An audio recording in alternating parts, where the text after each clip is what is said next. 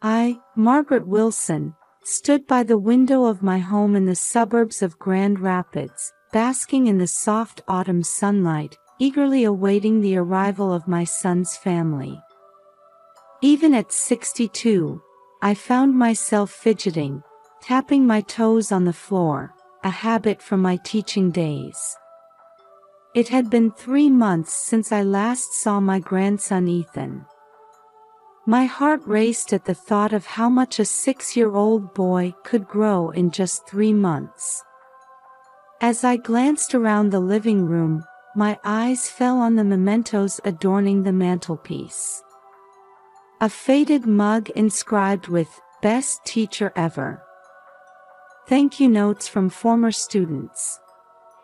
This room, filled with 35 years of teaching memories, was now enveloped in silence. Outside the window, the leaves of the planted maple swayed in the autumn breeze, signaling the changing of seasons. The doorbell rang, making my heart skip a beat. I tried to calm myself with a deep breath, but the joy of seeing my grandson was overwhelming. As I opened the door, there stood my son David, his wife Emily, and my adorable grandson Ethan. "Mom, it's been a while," David embraced me. His voice was warm, but I couldn't help noticing the dark circles under his eyes, telling of his recent work stress. Emily greeted me kindly too, though she seemed a bit tense. As I accepted the bouquet they handed me, I responded, "Oh, my favorite lilies." The moment I turned my gaze to Ethan, my heart melted. "Hello, Grandma's treasure. My, how you've grown." Ethan just nodded slightly, without his usual energetic greeting. "Is something wrong?" But now was the time to celebrate the family reunion. I pushed my worries aside and invited everyone in. "Come on in. David and Emily, you must be tired. I'll make some coffee." As I led them to the living room, I carefully observed their expressions. David's shoulders were slightly slumped. Emily's smile seemed a bit forced. And Ethan, usually chatty, he was oddly quiet today. As I prepared coffee, I watched my family through the window. A mix of joy at the reunion and an inexplicable unease filled me. The next few days should be fun, but what was this indescribable tension lingering in the family? Taking a deep breath as I carried the tray with cups, I reassured myself. No matter what, I would support this family. With that thought, I put on a smile and headed to the living room. After cleaning up from dinner, we gathered in the living room. Outside the window, the evening sky was beginning to turn a deep purple. The soft glow of the table lamp gently illuminated the room as each family member settled into their relaxation time. David sank deep into the large armchair, his work tablet resting on his lap. Emily sat at the edge of the sofa, occasionally sighing as she scrolled through her smartphone. Both seemed unable to fully switch off from work mode. "How about some dessert?" "I baked an apple pie," I offered. David and Emily looked up, showing tired smiles. "Thanks, Mom. But right now..." David's words trailed off. "Yes, Margaret. We'll have some later," Emily continued. I felt a little disappointed but nodded in understanding. Turning my gaze to Ethan, I saw him sitting on the floor, hugging a large teddy bear. It was the one I had given him last Christmas. "Ethan, would you like to have some pie with Grandma?" I invited. Suddenly, Ethan leaned forward, moving closer to me. His eyes were shining as if trying to convey something. "Grandma, look at this." There was an urgency in Ethan's voice that I hadn't heard before. He held out the teddy bear with both hands, trying to show me something. Usually, Ethan would be eager to show off new toys or books, but this stuffed animal had been his favorite since last year. Had something special happened? "What is it, Ethan?" I asked gently. "Look here." Ethan pointed to the bear's back. However, I couldn't see anything unusual. "David, Emily, Ethan wants to show us something," I called out to my son and daughter-in-law. But they were absorbed in their own conversation. "Well, this project deadline." David's voice. "I still need to review the materials for tomorrow's meeting," Emily replied. I frowned slightly at their behavior. Work is important, of course. But family time is even more precious. Especially when Ethan seemed to have something important to say. "Ethan, can you tell Grandma a bit more?" I spoke gently, meeting his gaze. Ethan opened his mouth to speak but suddenly hesitated, biting his lip. Then, he insistently pushed the stuffed animal towards me again. This behavior struck me as very odd. Usually, Ethan would clearly express what he wanted to say. I gently placed my hand on Ethan's forehead, checking for a fever. He wasn't warm. But his eyes held something, a plea of sorts. It seemed like he wanted to convey something important but couldn't find the right words. "Ethan, it's okay. Grandma's here. You can tell me anything." At my words, Ethan seemed to relax his shoulders just a bit. But he still couldn't bring himself to speak. At this point, I couldn't understand the meaning behind Ethan's behavior. I only knew that my grandson was desperately trying to communicate something. And it wasn't just a child's whim. Outside the window, the sun had completely set. Inside the room, only the mysterious air surrounding Ethan's stuffed animal quietly lingered.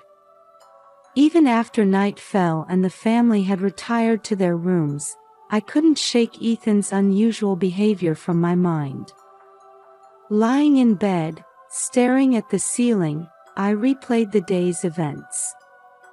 Especially the image of Ethan desperately trying to show me that stuffed animal was burned into my eyelids. Around 1 a.m., I finally got up. "I just can't sleep, I'm so worried," I muttered to myself. Slipping on my slippers, I quietly made my way to Ethan's room. I tiptoed carefully down the hallway, trying not to let the floorboards creak. As I gently opened the door to Ethan's room, moonlight streamed through the window, softly illuminating my sleeping grandson. The stuffed animal in question was placed beside his bed. Taking a deep breath, I carefully picked it up. Back in the living room, I turned on the table lamp. In the soft light, I began to examine the stuffed animal meticulously. Every touch brought back warm memories of last Christmas. But now, I couldn't shake the feeling that this teddy bear held some secret. As my fingers traced over the surface of the stuffed animal, I felt something odd on its back. Looking closer, I noticed a small zipper cleverly hidden along the fur. Could it be? I thought as I nervously unzipped it. Inside was a carefully folded piece of paper, covered in Ethan's childish handwriting. My heart started racing as I began to unfold and read it. The letter, which began with "Dear Grandma," made my heart pound even faster. The contents detailed Ethan's experiences of bullying at school. It painfully conveyed how he was being harassed daily by certain children. What surprised me even more was that it also mentioned his parents' work situation and recent changes in the family atmosphere.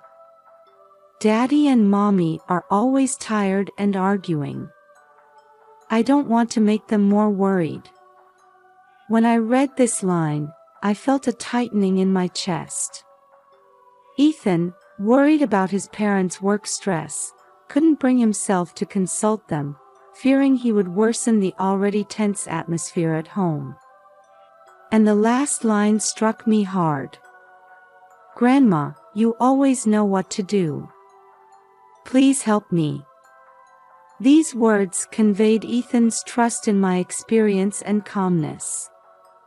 He probably expected that I, with my years of experience as a teacher, could offer appropriate advice. After finishing the letter, I felt a deep shock along with a strong sense of purpose. I closed my eyes and took several deep breaths. I mustn't panic. I need to respond calmly and carefully. "Ethan, Grandma will definitely help you," I whispered softly. Looking at the clock, it was already past 2 a.m. I couldn't take action right away.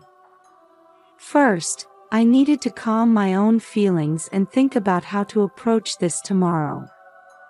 I returned the stuffed animal to its original state and quietly placed it back in Ethan's room. I gave a soft kiss on my sleeping grandson's cheek. "It's okay, you're not alone," I whispered. Back in my room, I sat on the bed, gazing at the moon outside the window. In my mind, I began to organize how to handle this situation. Protecting Ethan and improving communication within the whole family, these were the top priorities.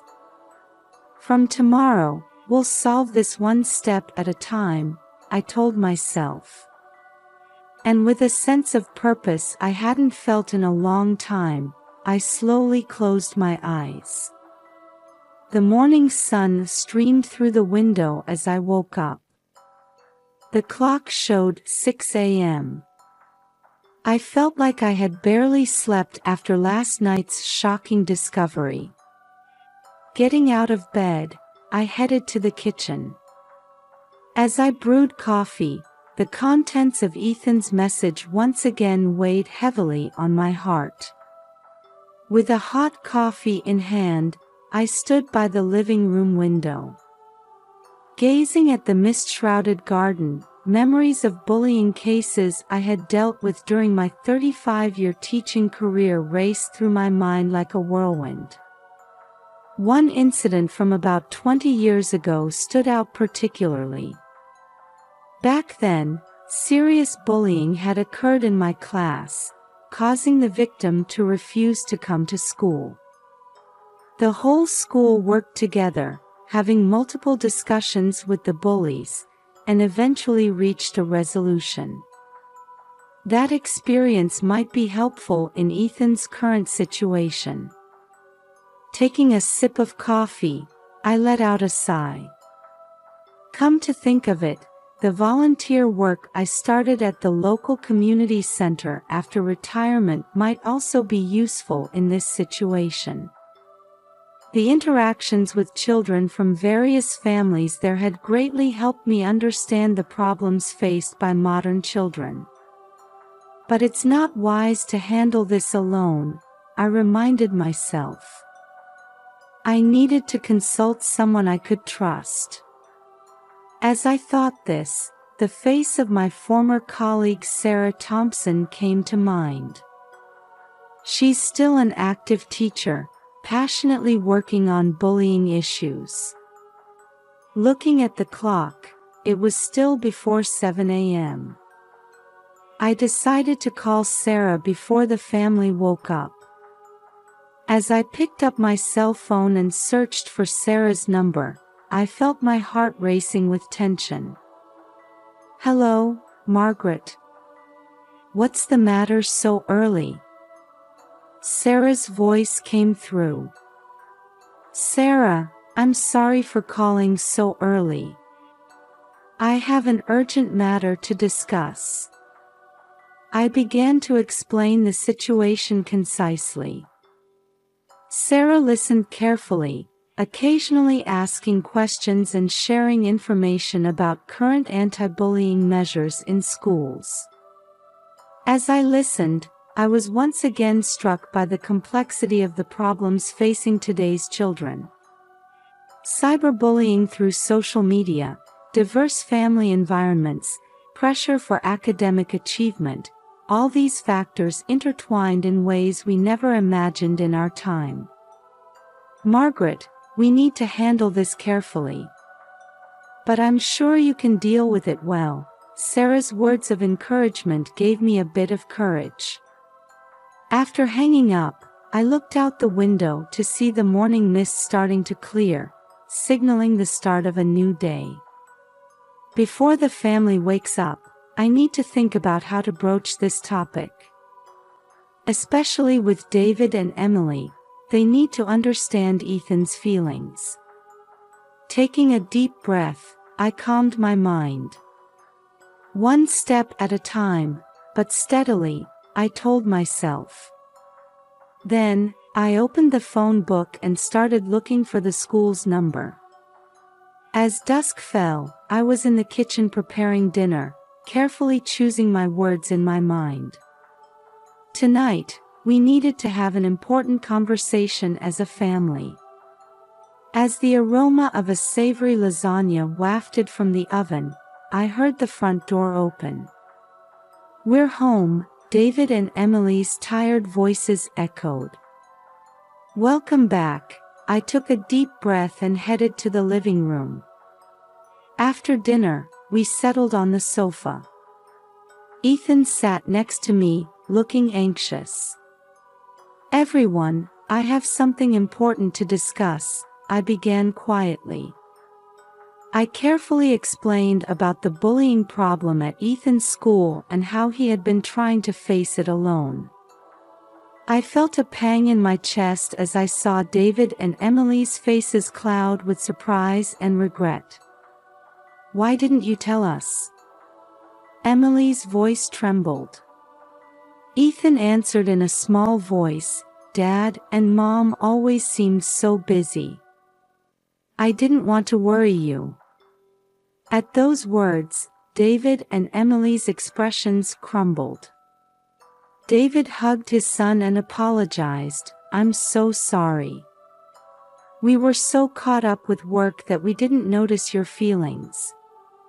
We talked late into the night about contacting the school, setting up meetings with teachers, and concrete ways to protect Ethan. At the same time, we affirmed the importance of praising Ethan's courageous actions and nurturing his confidence. "Ethan, you're truly brave," I gently stroked my grandson's cheek. "But from now on, don't bear this burden alone. Remember, we're all on your side." David and Emily firmly vowed to reassess their work-life balance. "Let's make time to spend together as a family every night," Emily suggested, and we all nodded in agreement. As the night wore on, Ethan fell asleep looking a bit more at ease. We three adults continued our conversation around the kitchen table, sipping herbal tea. "Mom, thank you so much," David squeezed my hand. "If it weren't for you, we might have taken much longer to notice this problem." Emily nodded, her eyes welling up. "We need to do better." Outside the window, the full moon shone gently. "The road ahead won't be easy." But through this night's dialogue, I could feel that our family bond had grown stronger. Several weeks after our meeting with the school, on a chilly autumn morning, we gathered in the auditorium of Ethan's school. It was a special assembly called by the principal. I sat between David and Emily, gently holding the shoulder of a slightly nervous Ethan. The principal took the stage and began speaking quietly. Today is an important day for our school community. Recently, a serious bullying issue came to light. However, thanks to the brave action of one student, we've been given a chance to change. I felt Ethan stiffen beside me. The principal continued. Ethan Wilson, please come up to the stage. As a murmur spread through the auditorium, Ethan stood up on shaky legs. I gently pushed his back and gave him an encouraging smile. Ethan's courage has revamped our school's anti-bullying program. His actions have touched many hearts. At those words, several boys stood up in one corner of the auditorium. They were the former bullies. They bowed their heads and walked towards Ethan. The boy who seemed to be their leader spoke with a trembling voice, "Ethan, we're really sorry. We hurt you. But from your courage, we learned the importance of kindness. Can you forgive us?" The auditorium fell silent. All eyes were on Ethan. He hesitated for a moment but then slowly nodded. "Yes, I forgive you. But promise never to bully anyone again, okay?" At that moment, a huge round of applause broke out. I wiped away tears as I exchanged glances with David. His eyes were moist too. The principal explained the new anti-bullying program and called for cooperation from all students. When each of us has a heart that cares for others, that's what makes this school a wonderful place. After the assembly, our family huddled around Ethan in a group hug. "Your courage changed everyone," I kissed my grandson's cheek. David and Emily looked at Ethan proudly. "From now on, we promise to listen to you more," Emily vowed. That night, we held a barbecue party in the backyard. Under the starry sky, family and neighbors gathered to celebrate Ethan's courage. He seemed a bit embarrassed but definitely showed a confident expression.